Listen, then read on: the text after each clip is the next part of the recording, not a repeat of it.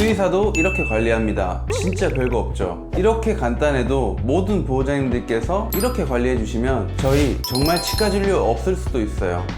안녕하세요, 외과 수의사 이종진입니다. 모두 아이들 치과 관리 잘해주고 계신가요? 진료를 보다 보면 치아에 문제가 생겨서 오는 아이들이 꾸준히 있어요. 그런데 치아는 일상 속에서 관리해주고 몇 가지만 조심하면 안 와도 되는 애들도 있습니다. 알고 나면 간단한 건데 의외로 이게 문제가 되는지 모르시고 아이에게 주다가 치아에 문제가 생겨서 온 아이들이 많아 이렇게 영상을 찍게 됐습니다. 그래서 조심해야 할 것과 어떻게 일상적으로 관리해주면 좋은지 방법을 알려드릴 거예요. 어려운 거 절대 아니고요. 두 가지만 기억하시면 됩니다. 바로 간식과 장난감이에요. 요즘 반려견과 함께하는 보호자님들이 많아지면서 많은 강아지 간식이 생겨나고 있는데요. 여기서 조심해야 할 간식에 대해서 이야기를 해드릴게요. 첫 번째는 뼈 간식입니다. 옛날부터 만화 같은 데서 보면 강아지가 막 뼈다귀를 물고 다니는 걸 쉽게 볼 수 있었잖아요. 그래서 그런지 아이들의 전용 간식으로도 인식이 쉽게 되는 것 같아요. 하지만 뼈 간식을 먹다가 치아가 깨져서 저를 찾아온 아이들이 꽤 있어요.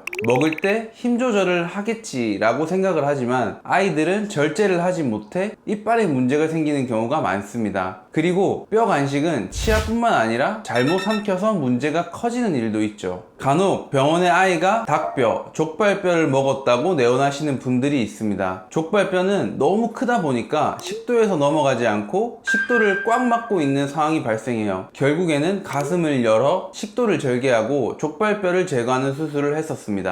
닭뼈를 먹었을 때 이게 잘 녹으면 괜찮지만 녹는 과정에서 뾰족하게 변하면 장기에 구멍을 내는 경우도 있습니다. 그럴 땐 수술이 필요하고 이미 복막염이 심해진 상태면 수술해도 예후가 안 좋을 수 있어요. 치아를 위해서도 혹시 모를 사고를 대비해서도 뼈 간식은 주지 않는 게 좋다고 생각해요. 오래 먹을 수 있다는 장점 대비 리스크가 너무 크거든요. 조심해야 하는 두 번째 간식은 우피 간식, 우드 스틱입니다. 둘 다 뼈 간식과 마찬가지로 아이가 씹기에 꽤 단단해요. 결국에는 딱딱한 간식 자체가 아이 치아를 깨지게 하거나 금이 가는 등 손상을 줄 수 있습니다. 실제로 이렇게 딱딱한 간식들을 먹다가 치아에서 딱 소리가 나서 온다든지 간식을 준 이후로 식사를 제대로 못한다거나 피가 나서 오는 경우가 많아요. 마지막은 당이 많고 끈적거리는 음식인데 대표적으로 많이 먹는 고구마가 있어요. 사실 고구마 자체가 아이에게 안 좋다기보다는 고구마가 당도 많고 이빨에 잘 달라붙어서 세균번식이 잘 됩니다. 그래서 치석이 쉽게 생길 수 있어요. 치석이 생기고 계속 쌓이면 치주염이 생기는데요. 치주염은 진행 정도에 따라 단계별로 나뉘는데 초반에는 스케일링, 내봉약 복용 등으로 나아질 수 있지만 많이 심각해졌다면 잇몸이 다 녹아 발치를 해야 돼요. 치주염에 대한 이야기는 이전 영상에서 다뤘어서 보실 수 있게 더보기란에 영상을 올려드렸습니다. 치주염은 매일 양치를 해주면 충분히 예방할 수 있어서 아이들 양치를 잘 시켜주시면 됩니다. 특히 고구마 같이 찐득하거나 수분이 배어있는 촉촉한 음식을 많이 먹는 아이들이라면 더욱 열심히 시켜주셔야 해요. 이제 조심해야 하는 장난감에 대해서 얘기를 해볼 건데요. 사실 장난감 종류는 워낙 많다 보니 특정한 게 특히 너무 안 좋다라고 말씀드리긴 어려워요. 그래서 간식과 마찬가지로 너무 딱딱한 재질로 만들어진 장난감은 추천드리지 않는다 정도고요. 중요한 건 우리가 흔히 아이들이랑 하는 놀이 중에 아이의 치아에 무리를 줄 수 있는 놀이가 있어요. 이게 바로 터그놀이인데요. 이렇게 밧줄 같은 장난감을 주고 같이 당기면서 노는 장난감인데 다들 아시죠? 이런 터그놀이를 하다가 보호자분께서 힘 조절을 못했을 때 아이의 치아가 마모되거나 깨지는 경우가 있습니다. 그래서 터그놀이를 해주실 때에는 무조건 세게 하시는 분들은 없겠지만 열심히 하다가 보면 방향을 틀거나 하는 과정에서 치아가 깨질 수 있으니까 주의해 주시면 좋을 것 같습니다. 추가로 안과 선생님들은 특히 시추같이 입이 짧고 눈이 튀어나온 아이들은 시력을 잃는 경우도 있다고 하더라고요. 그래서 시추를 키우신다면 터그놀이를 할 때 더 집중하고 조심해 주시면 좋겠습니다. 요약해보자면 간식은 부드러운 타입이나 부드럽지 않더라도 사료 정도의 단단함을 가진 간식 정도가 좋습니다. 뼈간식 특히 조심하셔야 하고요. 그 외 사람이 보기에도 씹기 딱딱하겠다 싶은 것들은 피해주세요. 장난감 역시 딱딱한 것들보다는 손톱으로 눌렀을 때 자국이 남는 정도의 단단함이면 좋습니다. 그리고 아이들이 정말 좋아하는 터그놀이 할 때는 같이 집중해서 힘을 조절해 주셔야 해요. 이렇게 일상적으로 쉽게 하는 놀이나 주는 간식들 때문에 이빨이 상해서 병원까지 오는 아이들이 의외로 많습니다. 이것들만 조심해줘도 치아가 깨져서 오는 일은 막을 수 있을 거예요. 여기에 관리까지 열심히 해주시면 더욱 치과 올 일은 없을 텐데요.